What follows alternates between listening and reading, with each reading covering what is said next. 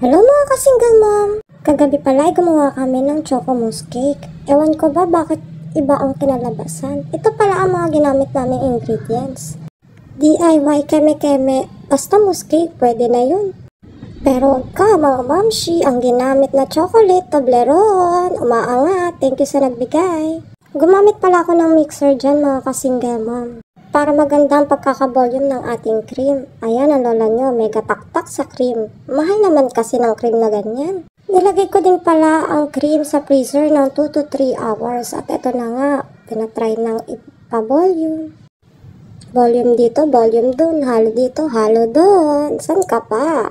Anong oras na din kaming nagsimulang maggawa ng ganyan? Gawa nga ng inaantay ko makatulog ang mga bata. Pero ang ending, wala ding natulog, nag-antay pa sila. At ayan na nga, nagsimula ng mangulit ang batang makulit. Naku, nakikipagkulitan kay ate habang naghahalo-halo si ate. Nung nakita kong nag-volume na ang cream, nilagay ko na ng dahan-dahan ang ating condensed milk.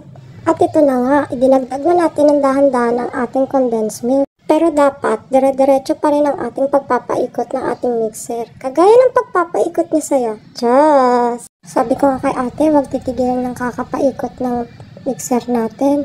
Para pag nilagay natin sa ating tray, maganda pa rin ang volume niya. Kasing ganda ko. Diyos ulit! Kitang-kita naman na nag-volume ng maayos ang ating cream. At inilagay na nga namin din ang Bear Brand Choco dahil wala tayong Milo at Cocoa. Bear Brand, baka naman. Mas maganda din palang habang nagdadagdag tayo ng ingredients, hindi natin tinitigilan ng kakahalo ang ating cream para ang volume niya dire-diretso at maganda. Kaya na nga, unti-unting hinahalo ni ate ang ating cream. Habang naghahalo si ate, ang isa naman nangungulit. Gusto nang matikman at idinagdag na din natin ang ating kape para kontra sa lasa. Hindi ganun katamis.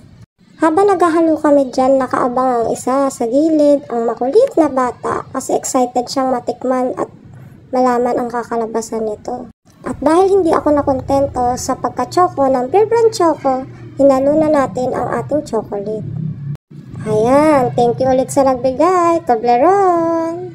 Umaasenso, umaangat. Sabi pa nga ni ate, dapat daw tinunaw ko. Natamad na ako magtunaw. Sabi ko, para meron naman tayong nguyain na buo-buo habang kinakain natin yan. Hindi ko na nga pala nailagay yung jelly gulaman natin dahil okay na ang volume niya at lapot.